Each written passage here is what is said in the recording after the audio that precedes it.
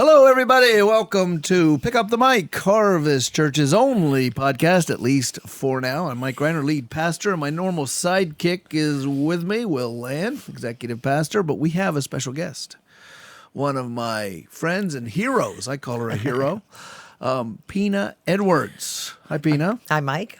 What we are going to do for the very first time ever is we're going to have a guest from the church. We hope to do this again with other people, but Pina gets to go first. And I'm just going to ask really her testimony, a little of her story, and talk about stuff like that. And me or Will might interrupt. I'm going to ask the questions, and Will's going to interrupt. Okay. Right, Will? Yeah, See? I love interrupting. See, there you go. He just did it. Okay, so Pina, how are you? I'm good, Mike. How are you? How long have you been going to Harvest? Going on 9 years. I was thinking about coming in. 9 years. Yeah. Has it been that long? Yeah, I moved back up here in March of 2015. Where'd you move from?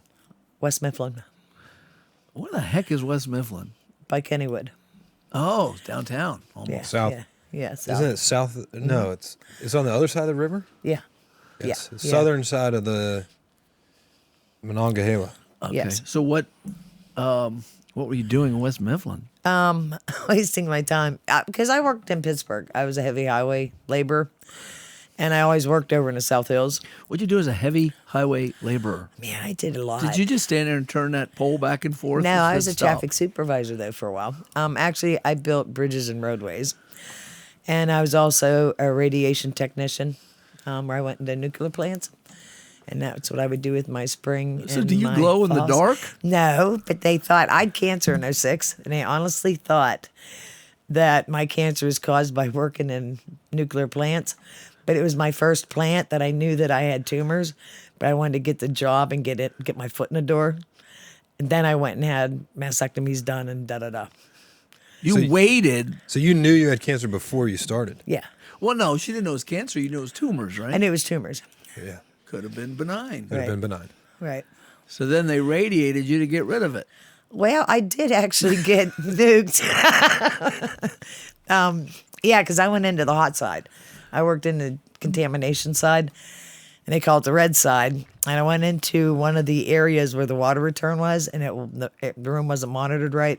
And I had like 4,000 millirems pass through me. My alarms were going off, and it was so loud, and I couldn't hear it. And one of the trainees that I was training had to tap me on the shoulder and point at my chest to show that the alarm was flashing off. Wow. So I was put in radiation jail for 2 weeks. What's radiation jail? You just sit in a trailer and not allowed to go into the nuke plant because until your numbers count down. Wow. Yeah. So That sounds like a crazy job. yeah. I'm glad you're not doing that. I'm going to be backing up my chair, though, No, I'm much better now. just in case. That was 2008 when that Oh, happened. okay. Yeah. Well, I want to go way back. Okay. Tell us a little bit about your life. By the way, your given name probably wasn't and isn't Pina, is it? No, it's Josephine. Josephine. That's a beautiful name. Oh, thank I love It's that name. an Italian name. if Yes, I after ever my heard one. grandmother, my father's Edwards is not an Italian name. mother. No, my maiden name is LaDonna. LaDonna. LaDonna. So that sounds a little more Josephine LaDonna. on the paisanos. Yeah, Joseph and LaDonna.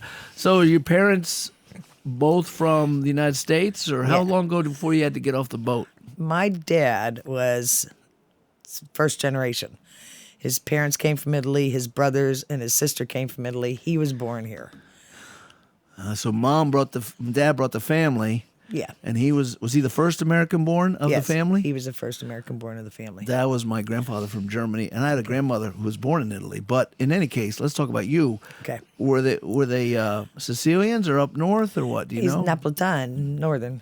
Okay. Yeah, they were the good ones. All right. So That's when what we were told. when you grow up, did you do the 7 fishes and all that crap? Yeah. Stuff? Oh, yeah. Yeah. Do you like that? Yeah, I was raised Catholic, all that. Could you tell everybody what the 7 fishes are for people who don't know? Because there's a lot of people who don't know. What do you mean?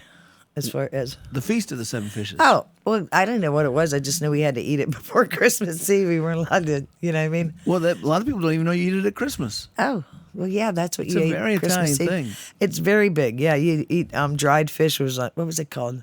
Was it bagnacara? Baklava. Yeah, there's one that sounds like baklava, but it's not. It sounds like that.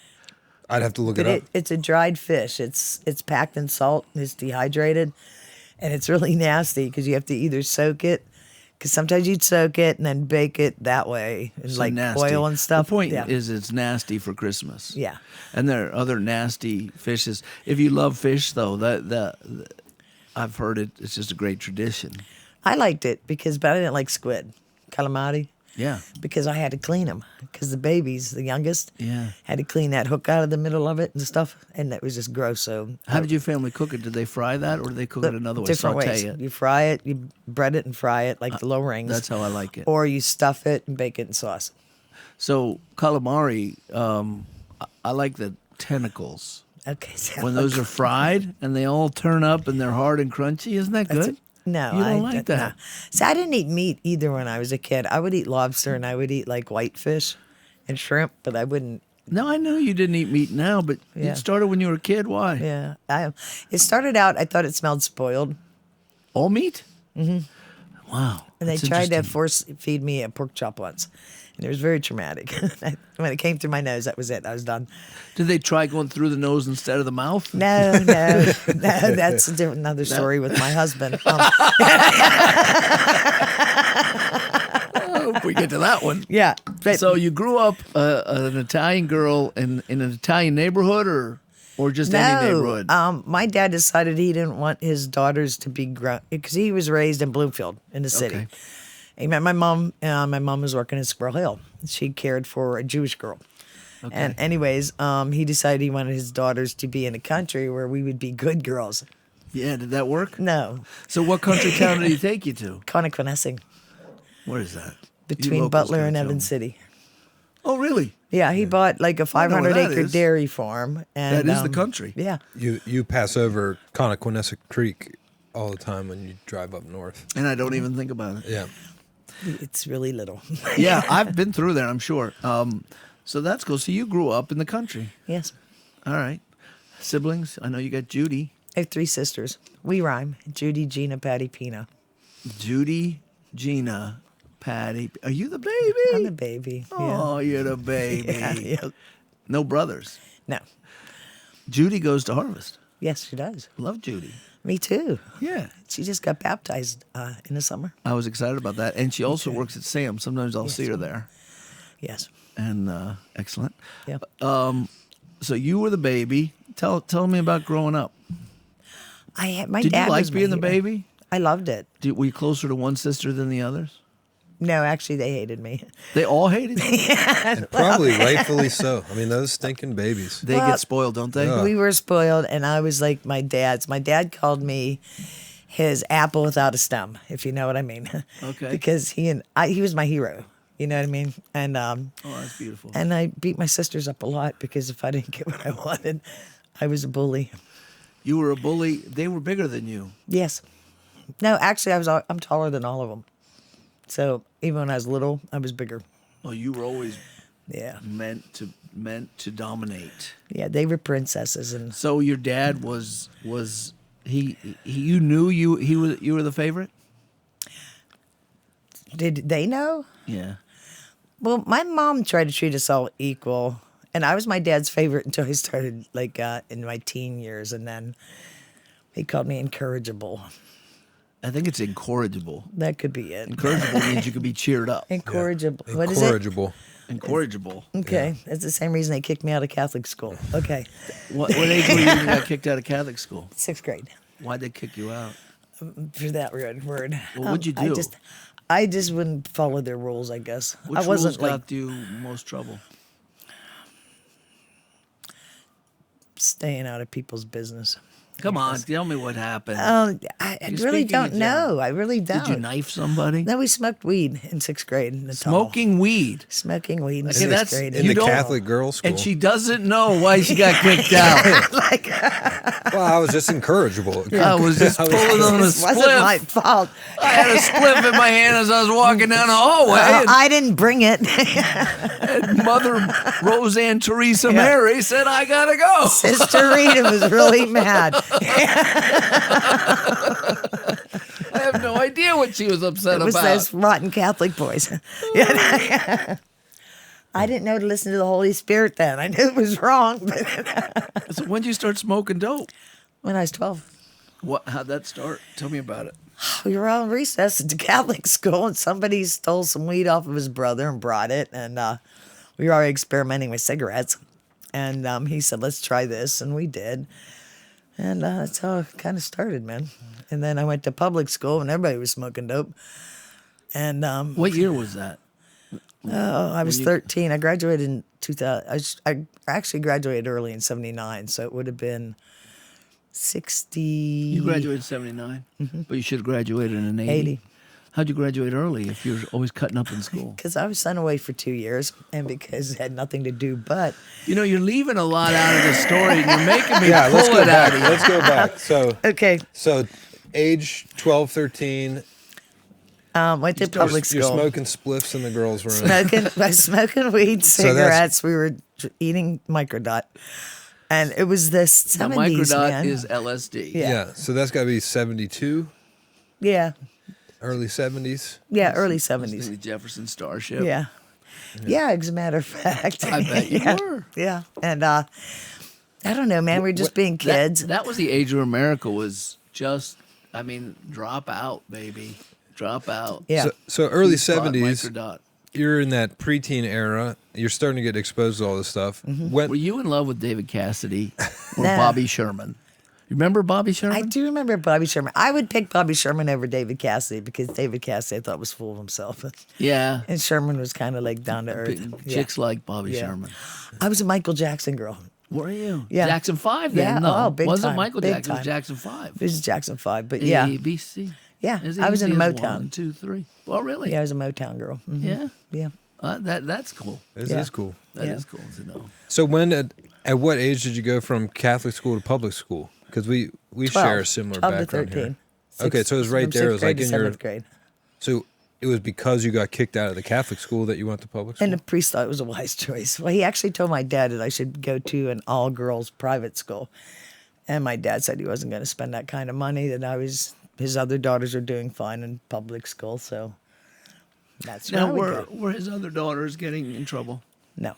Tell us some stories about Judy. She must have got Judy was a good girl. Excellent. She was in the marching band, and All right. we used to call her Big Al because she thought she was Al Capone, the boss. We used to call her Big Al. Big Al. Big I'm going to Al. call her that when I say her. That's Big funny. Al. And my sister Gina. Oh, my sister Gina. She was a party girl too. My mom called her the Yeehaw girl. And we were like, "What do you mean, Mom?" And she said, "Well, if somebody says, 'Hey, let's go party. Let's get in the car and go and do something stupid,' your sister would yell, 'Yeehaw, let's go.'" Yeah. And Patty was the good girl. They thought she was like the good one because she was always up in her room. She was reading. She'd be my mom's little helper, but she was up in her room smoking pot. So listen, everybody. If your kid's at home, try to be like Judy, okay? Yeah, be the good girl. The rest of these girls will lead you on a bad path. Anyway, so then you started public school. Yeah. And, where'd you go? Butler High? Or Butler High, yeah, Butler Junior High School. Butler Junior High. And it was fun. I was friends with everybody. And in that era, you were either a freak or a jock. And Or band geek? Did you have band geeks? But see, I was a band geek because I was always musical. I was in all the bands. I was in orchestra. But it wasn't that a separate category of people? Not really. Because weren't most of the band geeks neither jocks nor freaks? Yeah, pretty much. But see, a lot of the band people were actually freaks because you know what I mean? We hung out together. We would maybe drink, What did you get play? high. I played drums, piano, and flute. Do you still play? Yeah. How come you don't play in any of the bands for Harvest? I didn't. I've been busy. You've been busy. I've been busy. Okay. So you did graduate. You said you got sent away for 2 Actually, years. I quit. When did you quit? 16? I quit. No, it's 17. 17? I quit and took my GED the same week because back then you didn't have to be 18. Yes. Yeah, my wife, secrets about my wife. She got kicked out of Catholic school too, but we're not going to tell you why because she's not in the chair. Okay. And she also got her GED, but she never passed beyond 10th grade, I think. Oh, okay. They used to have these great, if I had known that I'd have left school at 9th grade taking the GED. I hated high school, but anyway, go on. But okay, yeah. So I did 7th, 8th grade. I've taught the kids in my class because they ask me a lot of questions, and I answer them in an adult manner because they're old enough to. What class are you talking about? You jumped to the end. Oh, so sorry. Okay, and church. I teach okay. 4th through 6th Don't grade. talk about them yet. Okay, no, We're I'm gonna just saying that. confuse- Okay, We're going to confuse our listeners. I do that to a lot of people. Okay, so 13th, 7th, and 8th grade, I was in Butler Junior High School. All right. From 8th grade to 9th grade, What was your favorite subject? You must have had something you like to Art. study. Art and Art and music. music. So you're an artsy yeah, type. yeah. And you still are? Yeah, Like creative things? I liked watercolor and stuff. And you like to cook, don't you? I love to cook. I have had a couple of your things you've cooked, and they're creative, is true. They're not like normal. No. Wait, they're not abnormal. That came out wrong. They're not. Cookie cutter. It's not. Yeah, it's It's actually not good. chicken and broccoli. But Yeah, here's the thing: no is chicken. they're tasty, very good. Thank you. She brought some shrimp. What was that stuff you brought? It was like a curry, oh, coconut so curry. good. Coconut curry and had shrimps in it. Ooh, I'm on board with that. It was so good. Okay, so you don't graduate because you quit. You said you got sent away for 2 years. Can I ask you Yeah, it about was that? about Or a you year wanna and a keep half. that to yourself? No, that's all good. Okay. It was like one of those things that my girlfriend that I was hanging out with at the time, my best friend, I would have died for. She had a really bad home life. What's her name? Can you say it? Yeah, because she's passed. Her name's Terry McLaughlin. Terry McLaughlin. And she had an alcoholic mom and dad. She had a really bad home life. It was very abusive. So she was running away. Well, I didn't want to run away because my life was great, but I didn't want her going by herself. I didn't want her getting in trouble, getting hurt. So I called my mom and told her I was running with her. And my mom's like, no, but I did. And we You made can't it to... let your girl run away alone.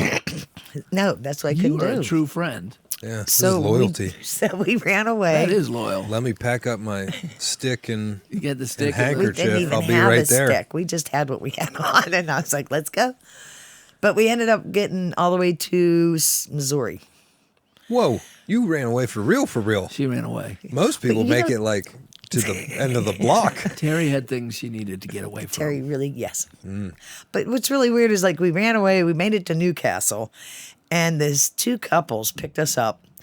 And at the time, I'm saying, man, they are Jesus freaks because they picked us up and they tried to talk sense into us. They locked us in their bathroom. Well, I busted out their bathroom window to get out of there because they called our parents and they were coming to get us. Heck My yeah. parents are coming to get me. But they were Christians. And That's awesome. so we broke out of their bathroom. Well, broke the that, window. you got to. Yeah. And then we ended up in Missouri like 2 days later.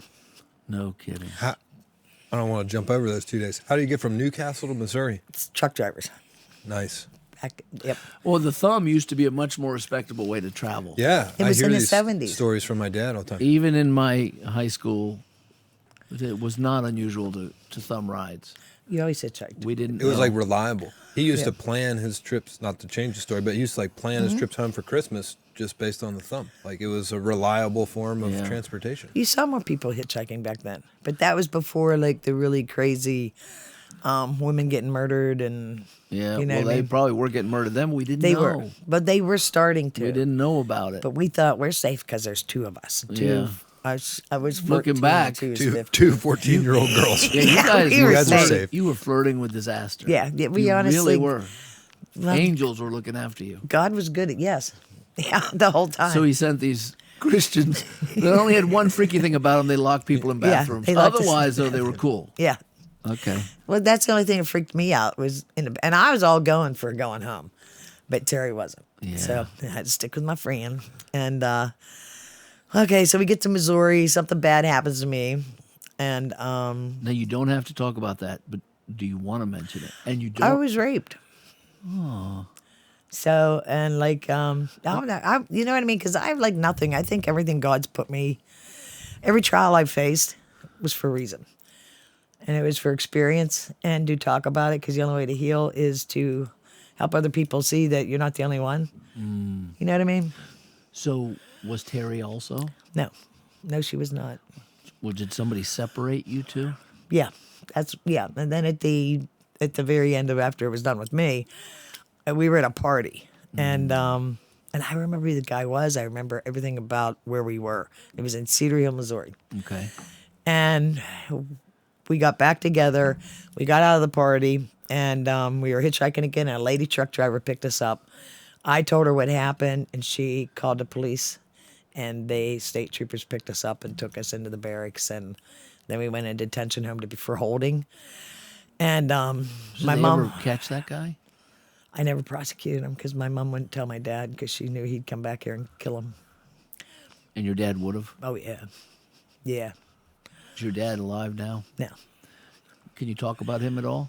My dad? Yeah, I don't want to. Oh, I I don't love want my to pry dad. anyone. So, how do you know he was the sort of man who might kill another man? Because my dad was a scary dude. He was the Italian that, how do I put it?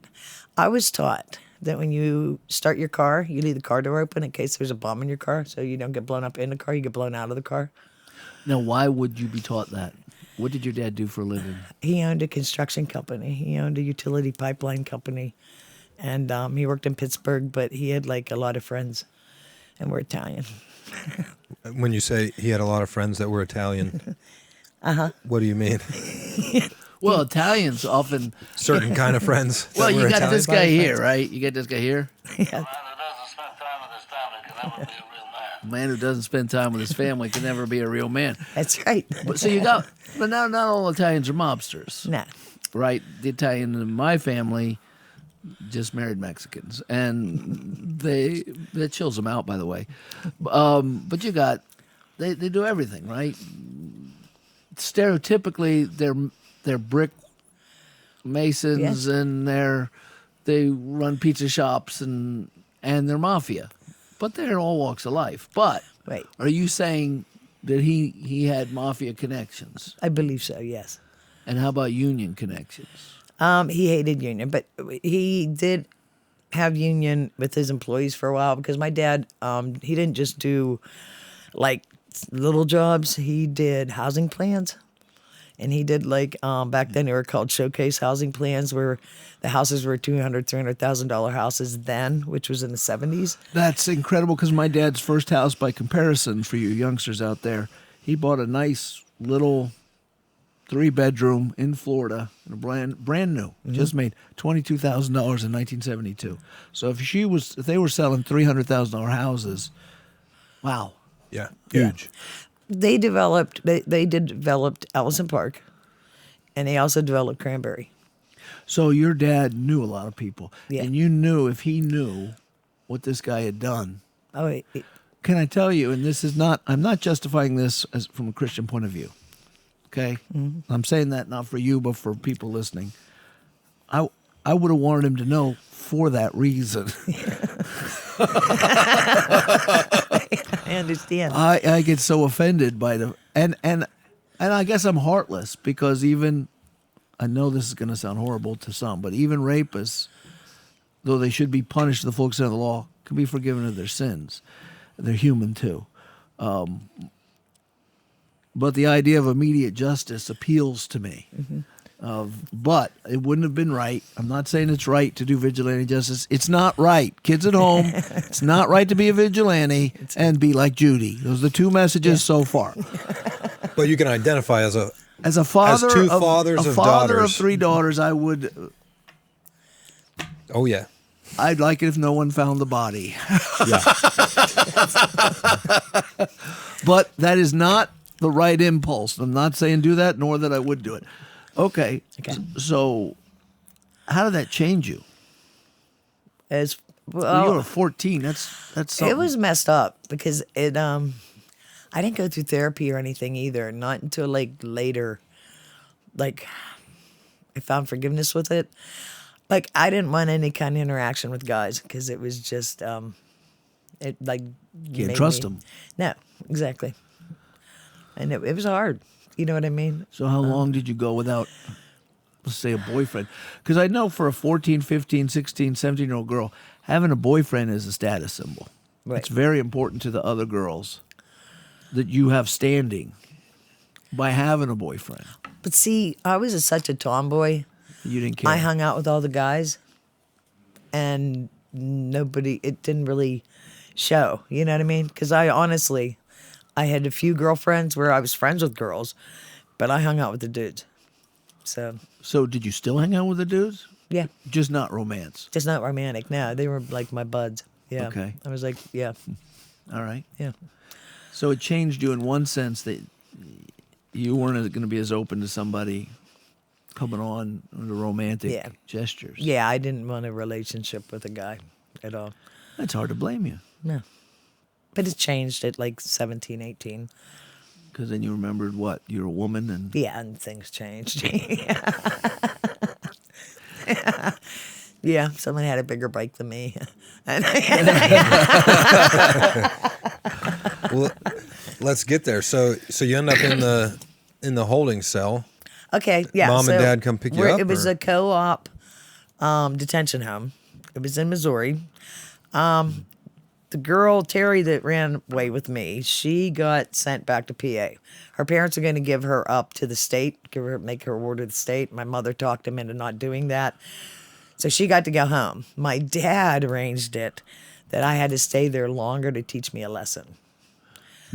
So that's why I was there so long, because the day that I flew home, he picked me up at the airport and he hugged me and he was crying and he said, if you ever do this again, I'll break every bone in your body. And that was, I never did it again. never ran away again. Never, no. Well, that's all you did wrong, Yeah. was you ran away.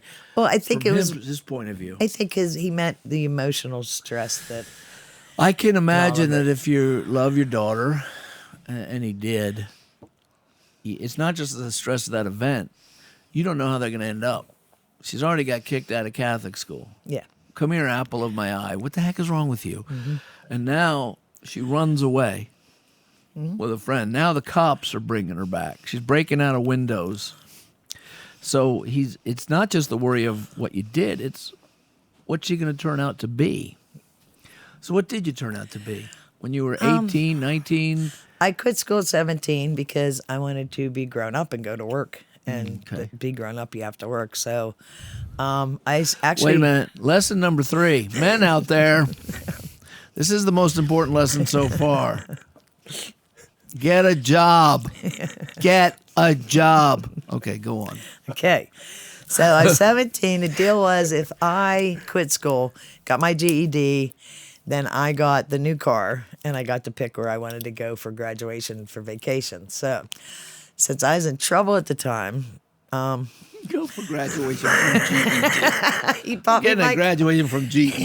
I Graduated from a generally equivalence degree test. It's a piece of paper. So I went to Hawaii with my sister, Patty, because it was her graduation too. She And she's a graduated in partier. 79, yeah. You might as well go with the Yeah, he was a party. weed smoker. She's like, I ain't taking Judy. No, don't Judy wanna at get home. Judy, no, she's no fun. But anyways,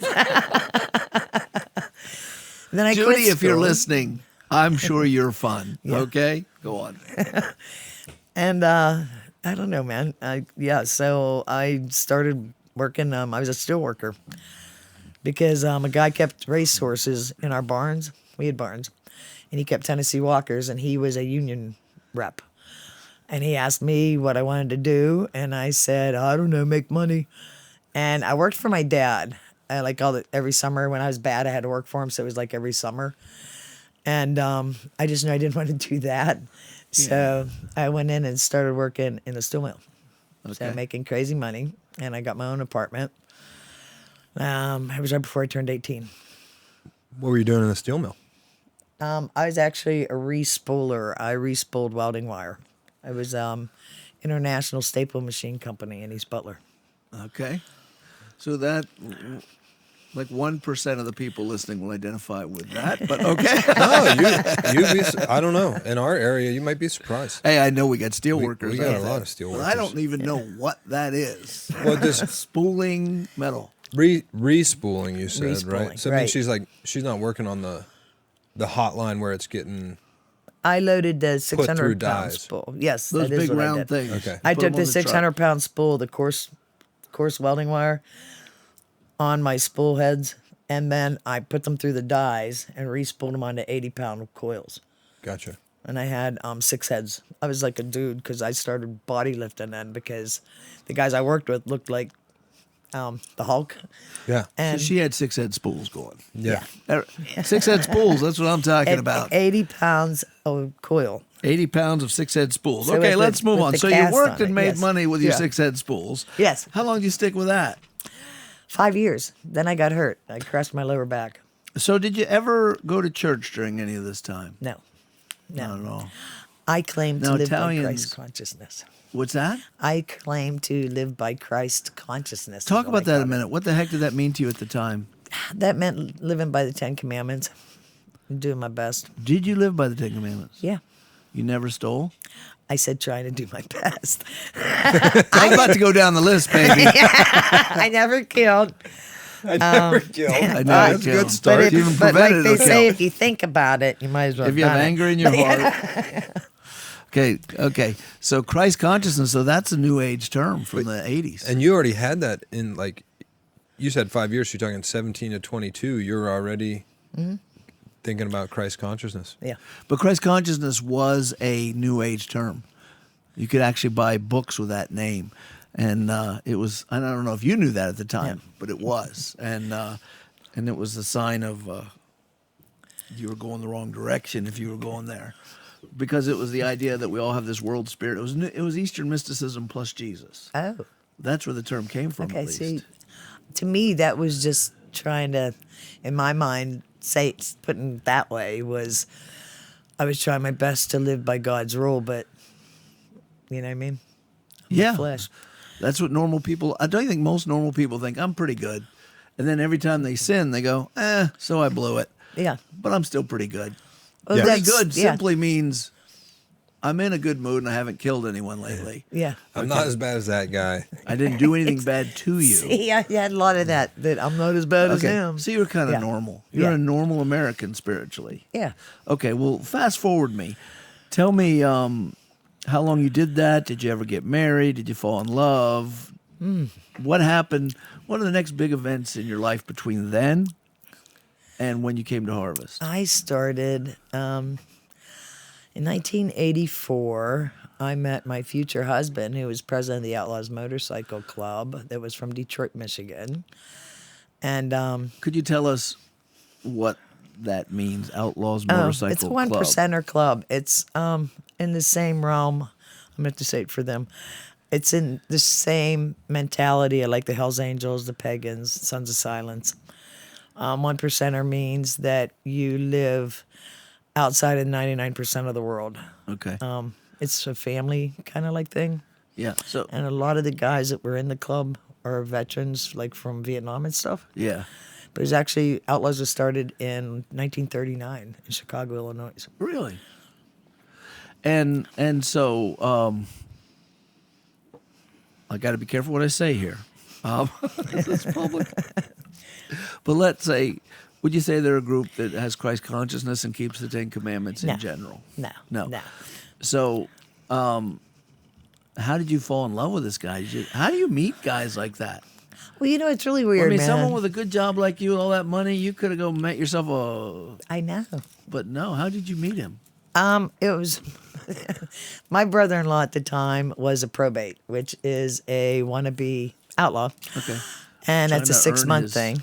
Yeah, he was trying to earn his rockers or earn whatever his they are. patch. And Patch. Charlie, yeah. But so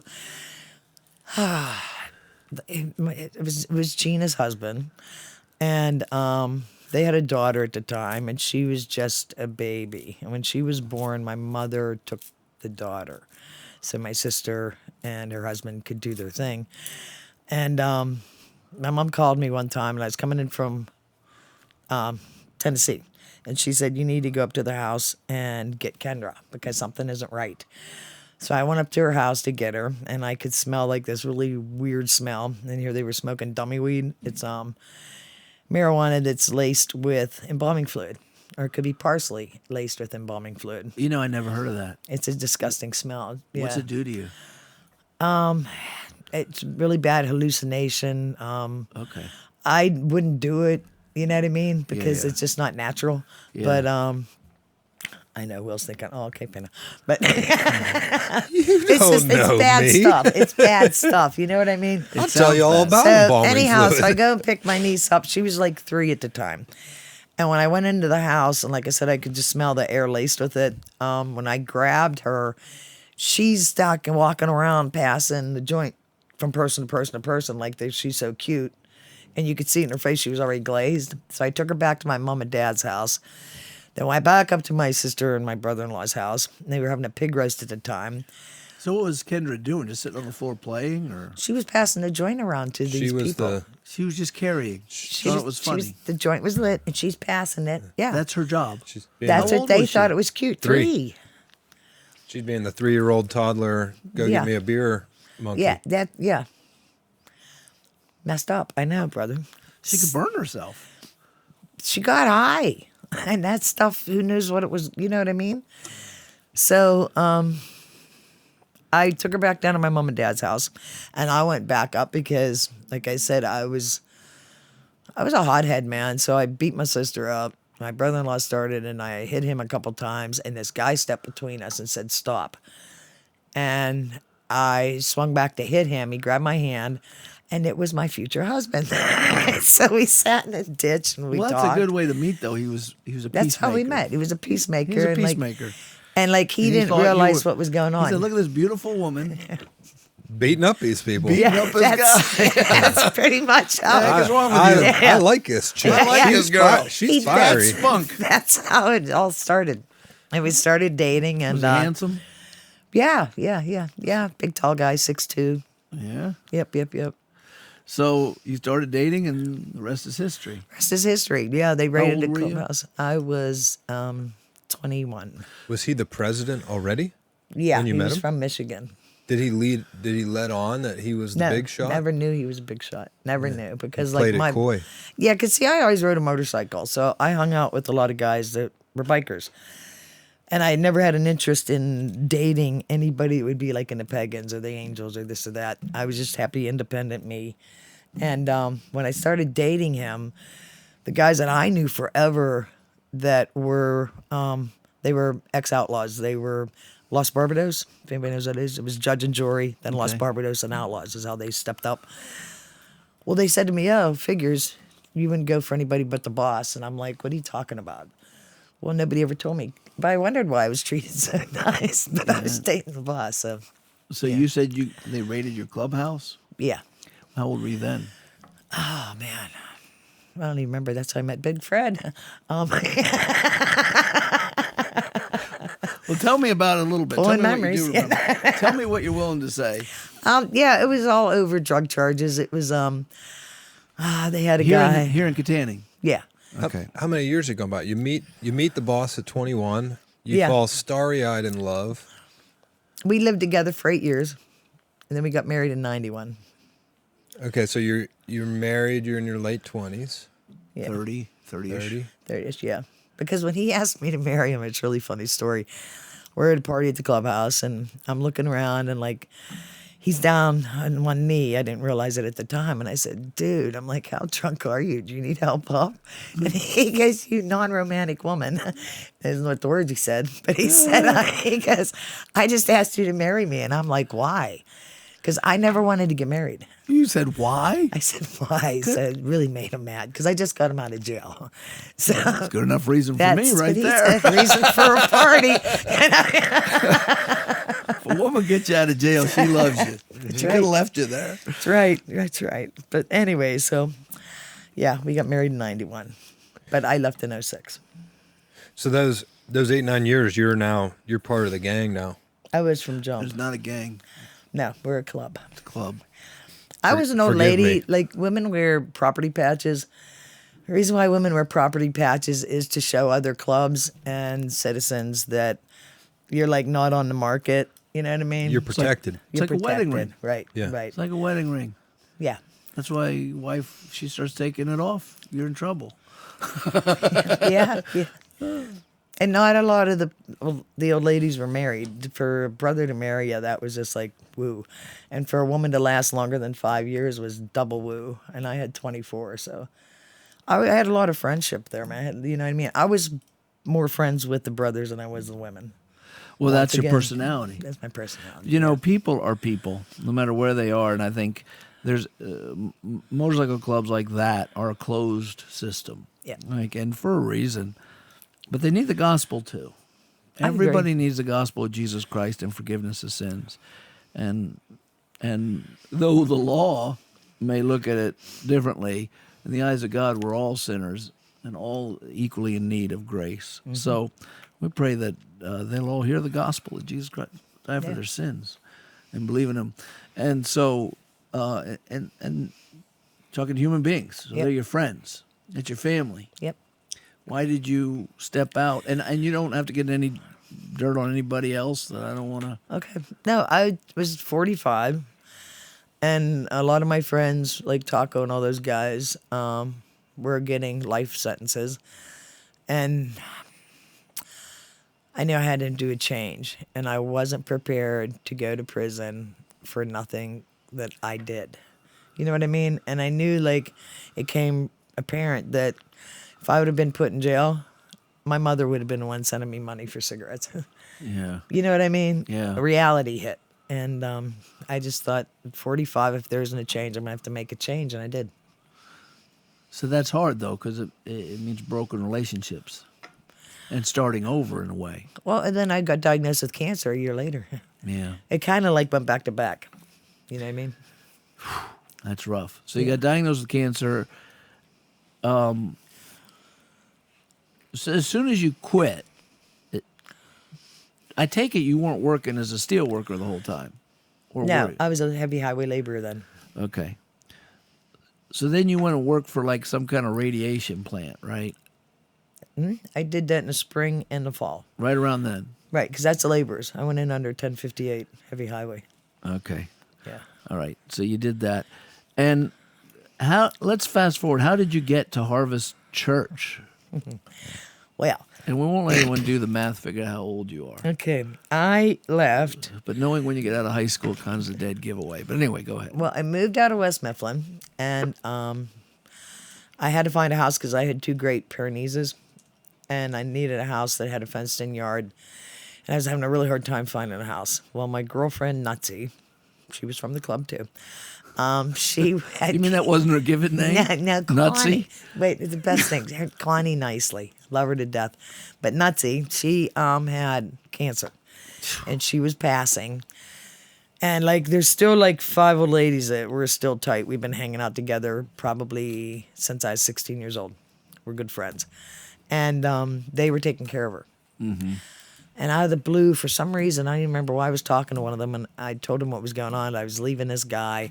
I had to get out from underneath his house, and I was having a real hard time finding somewhere to go with these big dogs. There's nowhere to rent. And the girl that Nutsy was going to will the house to didn't want it. And Nuts said, if you take the mortgage over, you can have it. And so I did.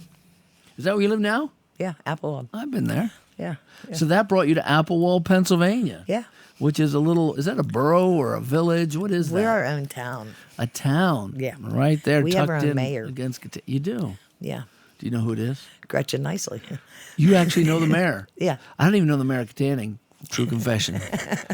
But you know, Commissioner. I know the commissioner. What a good guy that one commissioner is. I don't know the other ones. I think I've met one of them. But okay, so you get to Harvest Church. You're in Applewold, Pennsylvania, working as what? Heavy highway. You're still in heavy highway. Yeah, yeah, Tough girl you are. yeah. You are a tough girl. You got all the bona fides of toughness. Thank you.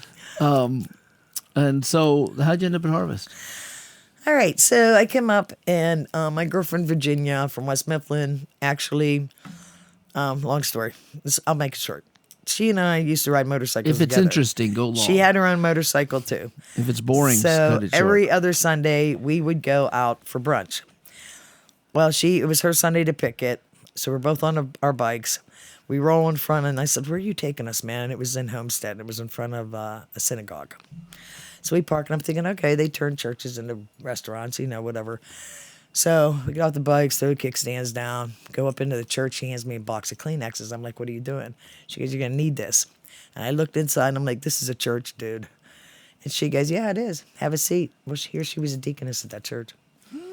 And when I sat down, I cried and She started knew. going to church. She knew. Then why'd you cry? I think because I missed it. Missed Because I what? missed them. You weren't a church person. But apparently I was. Just knew it was something to miss. Yeah, I don't know what it just like. You it know, and just that's came another over thing me, you man. have in common with him. What? He never went to church, and when he went, he cried, Yeah. and he got saved. See, See? and you just know Darndest it's right. thing, you know? Now, did you understand at that time that Christ died for your sins, or was that a future event waiting to come, or what happened then? Well, like okay, going through catechism as a child, Yes. I had First Holy Communion and all that, so Yep. I had the fear of God put in me. Yes. But the love of God wasn't placed there. Yes. Guilt is the gift that keeps on giving yes. for the Catholic. Yes. Oh, yeah. Yeah. Yes. Yes. Yes. Yes. And you don't know the Bible too. They don't teach you anything about the Bible, man. And I don't know. It's just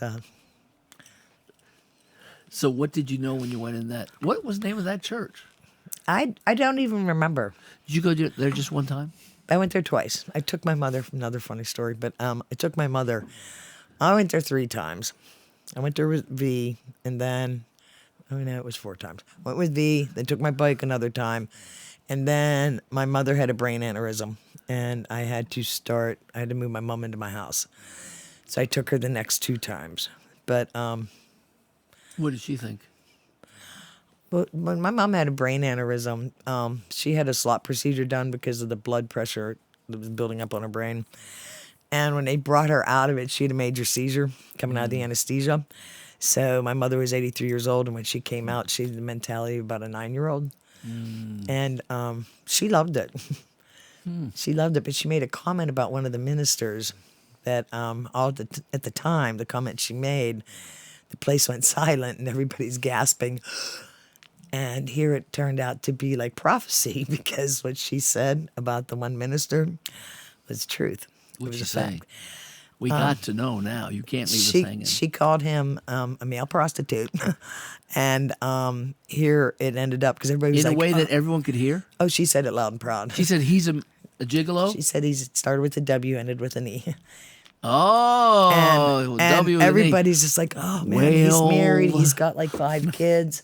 Well, here he was having affairs with like 4 of the women in the congregation, and it was bad. It was She bad. knew. She threw it out there, man. Somewhere in her I'm still 9-year-old I'm still brain. stuck on the game of Scrabble in my brain. Oh, come on, man.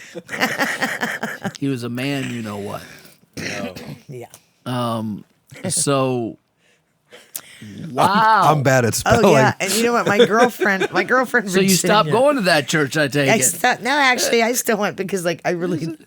And the one minister, he was a hitman from Chicago, and like he was so cool, because he did his time in prison, and I guess he got ordained there. I don't know, but I don't cool think church. we have the bona fides to be your pastor. haven't whacked anybody.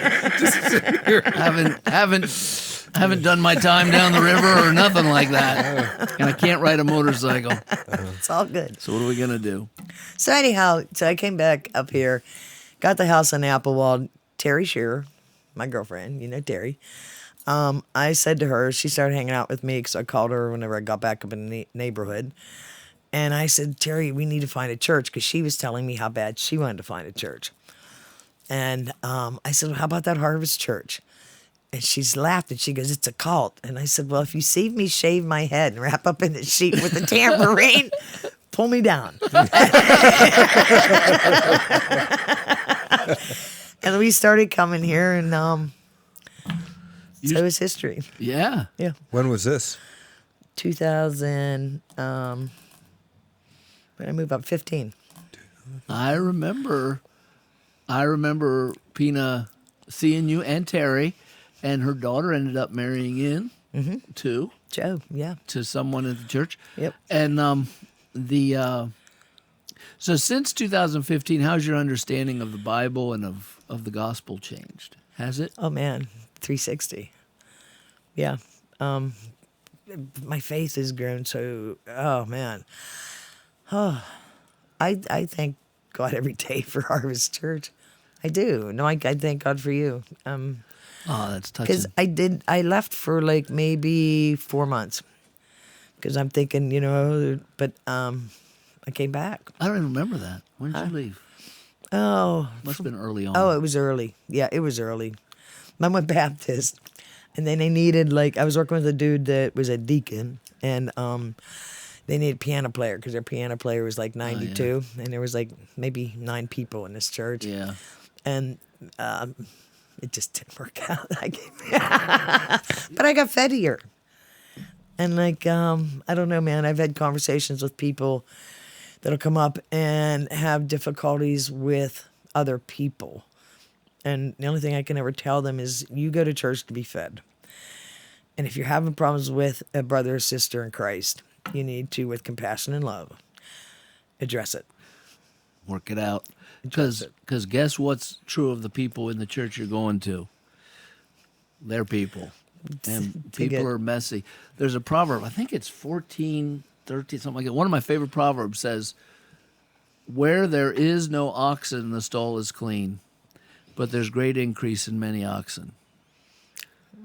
You know what that means, don't you? Yes. If you're going to have increase, your stall's going to be dirty. Yeah. You gotta need somebody to In the unique shovel some way that stalls. oxes dirty stalls.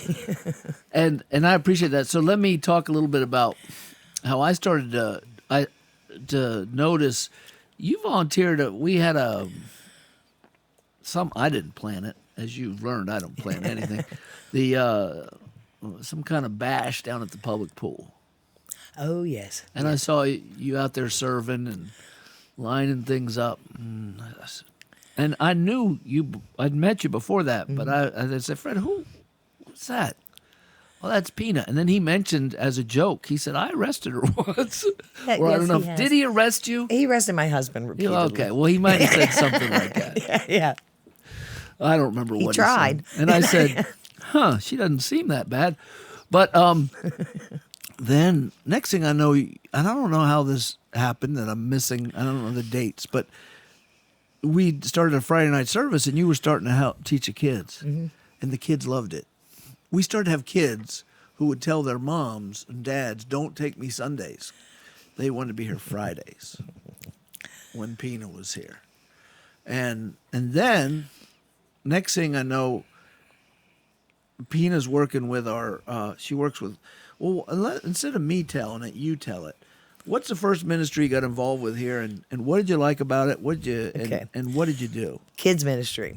Because when Gail Frack and Rodney approached me and said, hey, what do you think about teaching the kids? I'm like, I raised wolves literally, and I never had any kids. I said, you want me, the old outlaw? Like, you know what I mean? I'm like, yeah, sure, why not give it a shot? And back then we had pre-K all the way up to 6th grade back in the worship room, which was very trying because I really didn't know kids that much, but I can connect to them. But it was good. And that was the first thing. So what kind of things would you do with them? Back then we did worship and we would do the lesson. And it was kind of chaotic when we had all those grades all mixed together. It's too many ages at once. There's too much developmental change between a kindergartner and a 6th grader. 100%. That's why I like the group I do now. I do 4th, 5th, and 6th. Not that I don't love all the kids, I do. But the age group I have, I dig it because I feel to be their teacher, they have to, number one, know the lesson. They don't have to watch a puppet show video to get that lesson. For them to get the lesson is to read it, be able to go into the Bible and the index and pull it up, and we discuss it. And I ask them what they think. We'll read it, and then ask them what they took from that. And that's how our lessons are. I'm assuming in this question, why is it important to you that these children learn that well? Because I didn't. And with the way the world's going, they got to know stuff, man. You know what I mean? Just like the red letters. I never knew what the red letters were. And I don't want them ever to be embarrassed. Because, it's really cool because the 6th graders will help the 4th graders. I'll never make anybody read in class if they're not comfortable with it, because it's not about being embarrassed and can you remember. It's not about that at all. It's just that everybody got the concept. Everybody learns specific words that's going to benefit them down the road. Amen. And so you did and do help with the kids, but then you added more ministry. What else? And I'm talking formally. We're not talking informally here. Care ministry, prayer ministry. Let's talk about those things. What do you Okay. mean? Care ministry is because I worked in Pittsburgh. It was easier for me to go and visit anyone that needed a visit that was in the hospitals, because Rodney's running all the time, and like I would tell him, just shoot me a name and a room number, and I would stop on my way home from work. What's your practice? Say I'm laying in bed and you're just meeting me for the first time, and I'm like, I'm sick and I'm in the hospital. Well, what do you do? I walk in highway yellow, number one. I come in off of the road. I'm usually black as anything because I tan so much. All you see is teeth coming at you. And I shake your hand and I tell you who I am, where I'm from. Some of the people knew who I was just because they've seen me, in church. And it actually opened up a lot of friendships. And then I'll ask, do you want it? We'll sit and we'll talk about it. I was a nurse, so we could talk about their diagnostics, what their fears are, if it's something that I've been through, somebody I knew. Wait a minute. When in this story does nursing come in? I know that was thrown I'm an in there. LPN. I decided when heavy highway that I wanted to be a nurse when I grew up. Okay. So I went night school, got my LPN, and I was a hospice nurse from 2000 to 2005. Okay. Yeah, so I So did that's hospice. working with people dying. Right, so So did that energize you or make you depressed to work with people dying? actually, you know what? It was okay because I can handle death, man, because it's, to me, you have to have dignity with it. And a lot of people, you know what I mean? They don't get dignity. They're treated like a child, or they're not counted, and they need to be counted. So it was good for me because, So then you left that, went back to the highway? yeah, Okay. yeah. Okay. Well, I don't want to go backwards. I do Okay. want to go backwards, but I want to respect the clock, and because we're under time constraints Okay. when we do this. So let me move forward. Okay. Again. So you're doing care ministry, doing prayer ministry, and then you add crosstalk. What's crosstalk? Crosstalk is a Christian recovery group that is nothing like AA, NA. We actually crosstalk. I like to call it a community group of sinners because we all have sinners? we all have a past. But, and but yeah. addicts know they're sinners. Right. You don't have to convince them No. theologically. No, They already know I screwed up my life. That's why I'm here. right. And we don't do no bragging rights. Yeah. And I'm a CRS. I'm a certified recovery specialist. And that you which just got, right? I got that. Yeah. You a year never ago. stop learning, do you? A year ago. Well, I next thing got you know, it. she's going to be like a PhD. Yeah. Well, I got it for crosstalking because I wanted crosstalking to be accepted in the criminal system as an AA NA meeting. If it was court ordered or probation ordered, I wanted it to where they could come to us. I can sign it. Is that why Jonathan came? Yeah. That's a great idea. I have some people that come in from jail and they're on ankle monitors. So if you see some people that come in right at 7 o'clock, it's because they're on house arrest and they have to be in here at 7 and out by 7:30. Now, So, for a while, you worked with, what do they call those? You're in special home? needs. Yeah, mentally challenged intellectuals. I did. No, I what's still do that. What's the name of that company? Evergreen. Evergreen, Mm-hmm. right? We have a number of Evergreen heroes. I call them heroes. Yep. That bring that part of their ministry or work. Yeah. Is if they want, they don't have to. They can bring their charges to church. Right. And so we actually have about 9 regulars Mm-hmm. or semi-regular residents of Evergreen, and who come and I get to know. Well, I got 3 ladies who are almost always here. 2 that always chat me up, Sheena and Sue. Yeah. And my girls. but there are there are a bunch of guys. There's Wade and others, but you work with them too. Yeah. Yeah, And Wade and those guys come from Armstrong Care. You actually have 3 different companies. See, that's what I didn't know. They're bringing a residence here. That's wonderful. So you,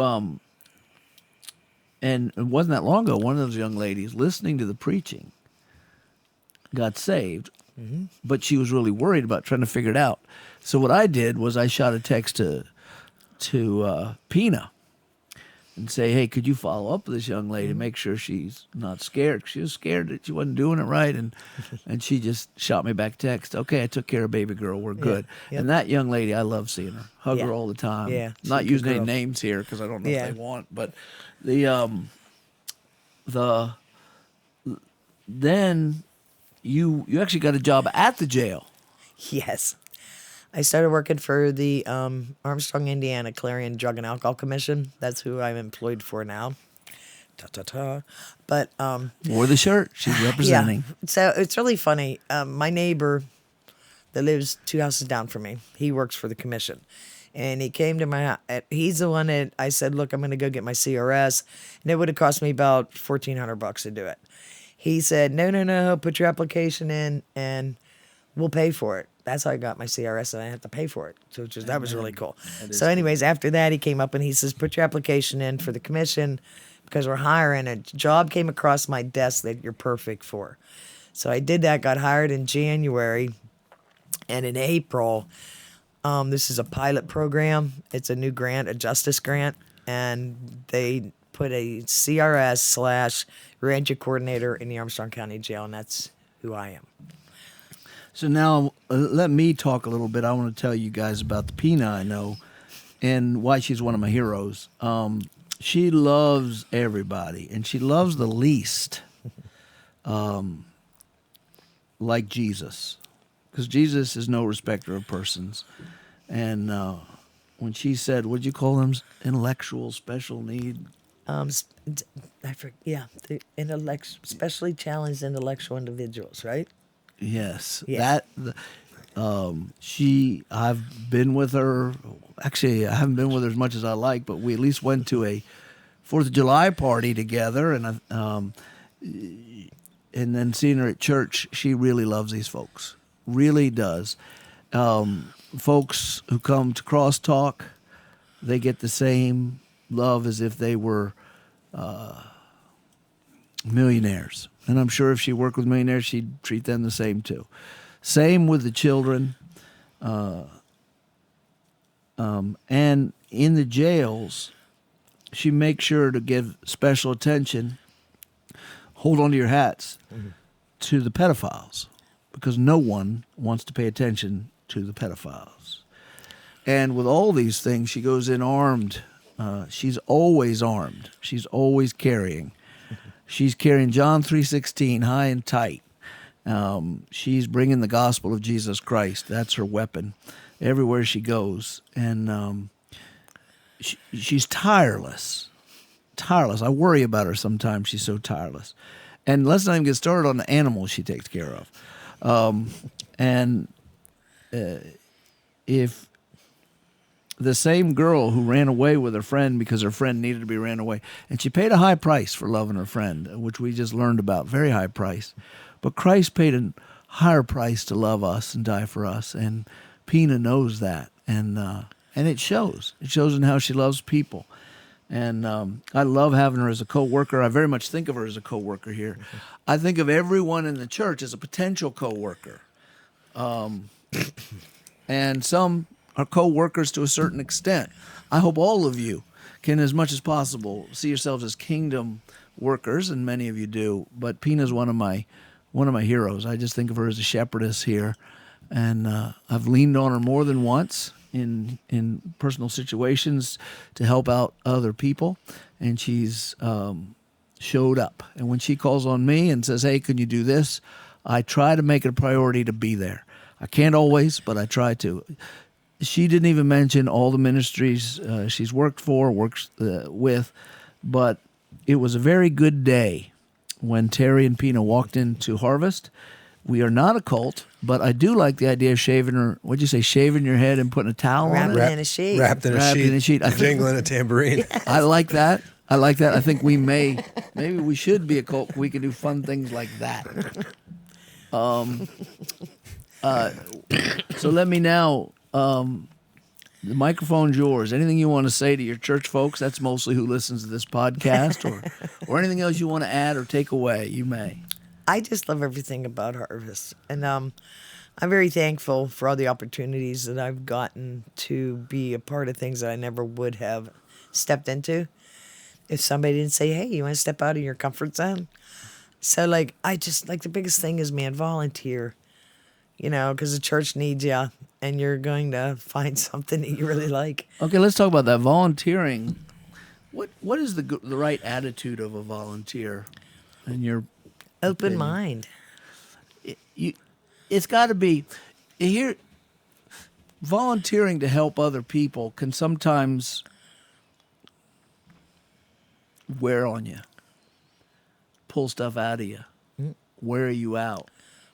What's the proper internal response to, let's say, the negative side?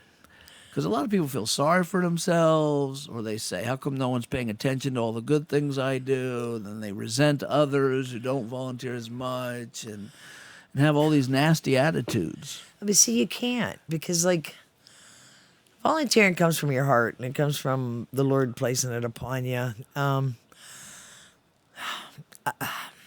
don't know, man. I do it because it gives me purpose. And I know it needs to be done. Mm-hmm. And I find joy in it. Because it's like a lot of people tell me, don't burn yourself out. How can you burn yourself out with something that's so joyful and that you know that it's helping other people? Because our whole purpose here, man, is to help each other out. You know what I mean? And I think that is the key, is seeing what you're doing from the big picture. Because you can get burned out if you think the small picture. I'm doing this because you asked me to, and I want to show you how awesome I am. Well, that's not the right way. No. But if you're there to get joy out of seeing, and if you do burn out, you become one who can receive that love. Right. Especially in the church. And you can step back and say, I can't minister right now. That's fine, I'll minister to you. And I appreciate that attitude.